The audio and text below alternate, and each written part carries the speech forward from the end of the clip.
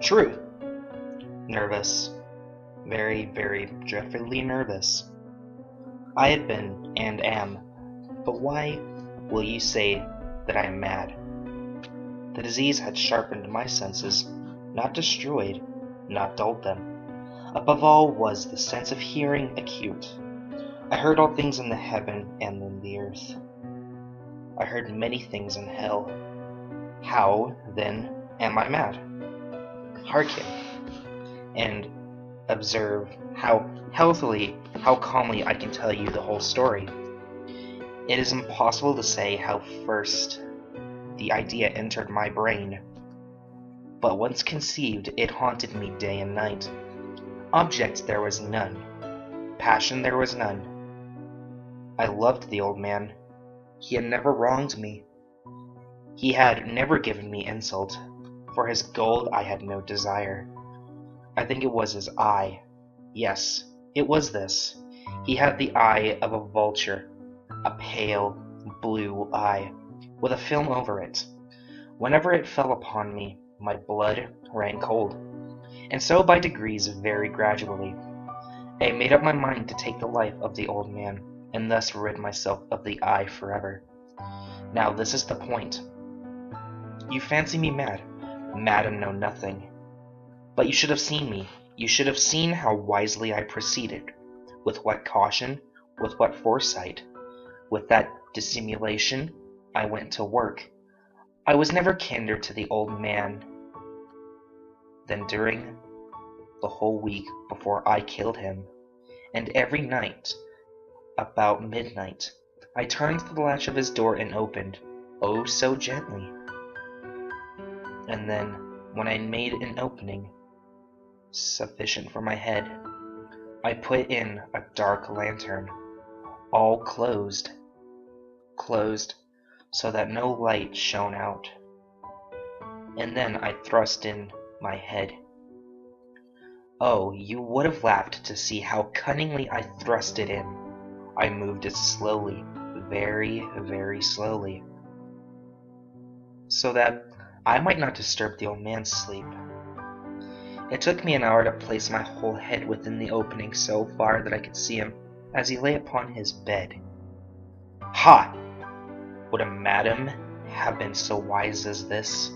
And then, when my head was well in the room, I undid the lantern cautiously. Oh, so cautiously, for the hinges creaked. I undid it just so much that a single thin ray fell upon that vulture eye. And this I did for 7 long nights, every night just at midnight. But I found the eye was always closed, and so it was impossible to do the work. For it was not the old man who vexed me, but his evil eye. And every morning, when the day broke, I went boldly into the chamber, and spoke courageously to him, calling him by name in a hearty tone, and inquiring how he had passed the night.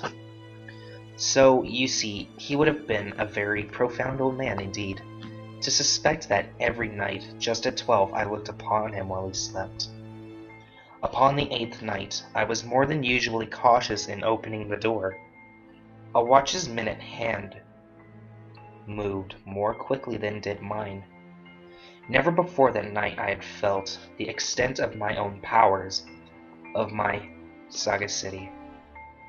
I could scarcely contain my feelings of triumph. To think that there I was, opening the door little by little, and he not even to dream of my secret deeds or thoughts. I fairly chuckled at the idea, and perhaps he heard me, for he moved on the bed suddenly, as if startled. Now you may think that I drew back, but no. His room was as black as pitch with the thick darkness, for the shutters were closed fastened, through fear of robbers, and so I knew that he could not see the opening of the door, and I kept pushing on it steadily.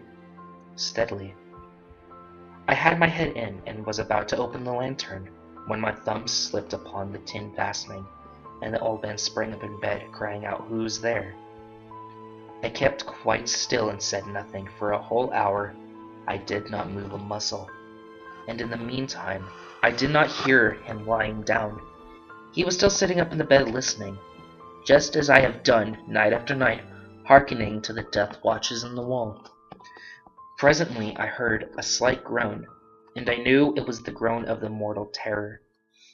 It was not a groan of pain or of grief. Oh, no. It was the low, stifled sound that arises from the bottom of the soul when overcharged with awe. I know the sound well.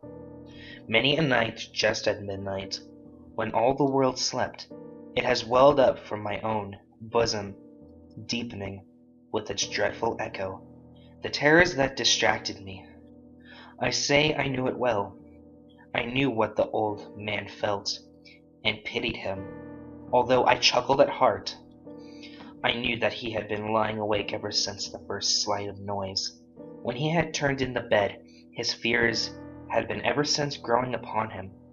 He had been trying to fancy them causeless, but could not.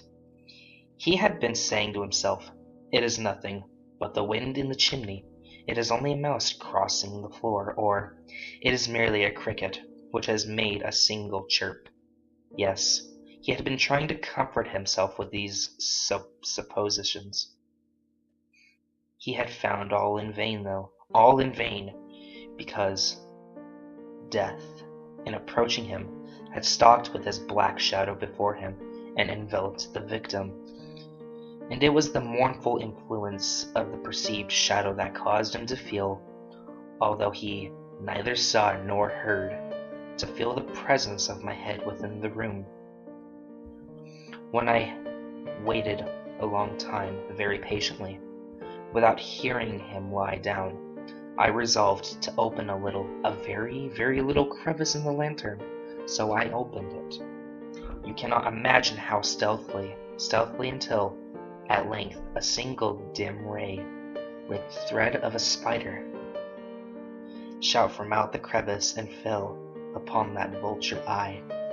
It was open, wide, wide open, and I grew furious as I gazed upon it. I saw it with perfect distinctness, all a dull blue, with a hideous veil over it that it chilled the very marrow of my bones. But I could see nothing else of the old man's face or person, for I had directed the ray, as if by instinct, precisely upon the damned spot. And have I not told you that what you mistake for madness is but over-acuteness of the senses? Now I say, there came to my ears a low, dull, very quick sound, such as a watch makes when enveloped in cotton. I knew that sound well, too. It was the beating of the old man's heart. It increased my fury, as the beating of a drum stimulates the soldier into courage. But even yet I refrained and kept still. I scarcely breathed. I held the lantern motionless. I tried how steadily I could maintain the ray upon the eye. Meantime, the hellish tattoo of the heart increased. It grew quicker and quicker, and louder every instant. The old man's terror must have been extreme.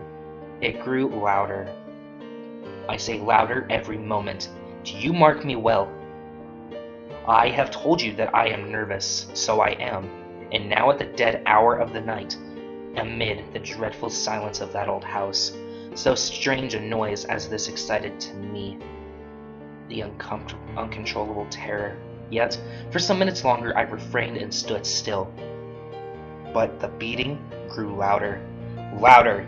I thought the heart must have burst, and now a new anxiety seized me. The sound would be heard by a neighbor. The old man's hour had come. With a loud yell, I threw open the lantern and leaped into the room. He shrieked once, only once. In an instant I dragged him to the floor and pulled the heavy bed over him. I then smiled gaily to find the deed so far done, but for many minutes the heart beat.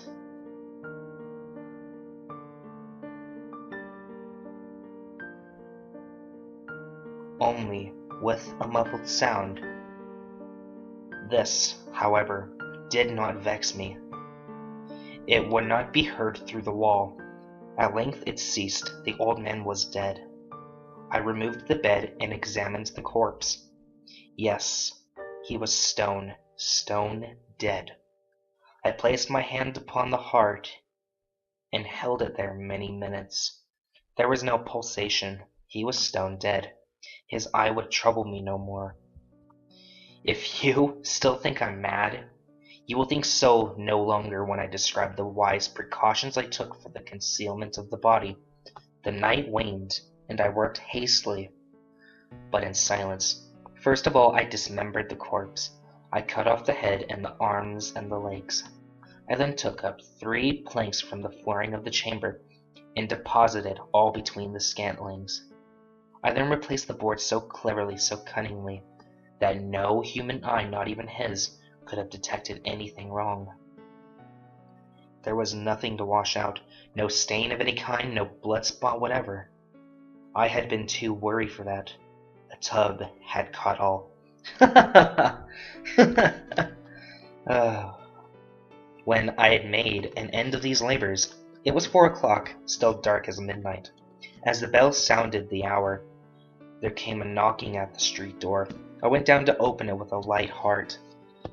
For what I had now to fear, there entered 3 men, who introduced themselves with perfect suavity as officers of the police. A shriek had been heard by a neighbor during the night. Suspicion of foul play had been aroused. Information had been lodged at the police office, and they, the officers, had been deputed to search this premises. I smiled, for what I had to fear. I bade the gentleman welcome. The shriek, I said, was my own in a dream. The old man I mentioned was absent in the country. I took my visitors all over the house. I bade them search well. I led them at length to his chamber. I showed them his treasures, secure, undisturbed, in the enthusiasm of my confidence. I brought stairs into the room, and desired them here to rest from their fatigues, while I myself, in the wild audacity of my perfect triumph, placed my own seat upon the very spot beneath which reposed the corpse of the victim. The officers were satisfied. My manner had convinced them. I was singularly at ease. They sat, and while I answered cheerily, they chatted of familiar things. But ere long, I felt myself getting pale and wished them gone. My head ached, and I fancied ringing in my ears, but still they sat and still chatted. The ringing became more distinct. It continued and became more distinct. I talked more freely to get rid of the feeling, but it continued and gained definiteness until at length I found the noise was not within my ears. No doubt I now grew very, very pale, but I talked more fluently and with a heightened voice. Yet the sound increased, and what could I do? It was a low, dull, quick sound, much such a sound as a watch makes when enveloped in cotton. I gasped for breath, and yet the officers heard it not.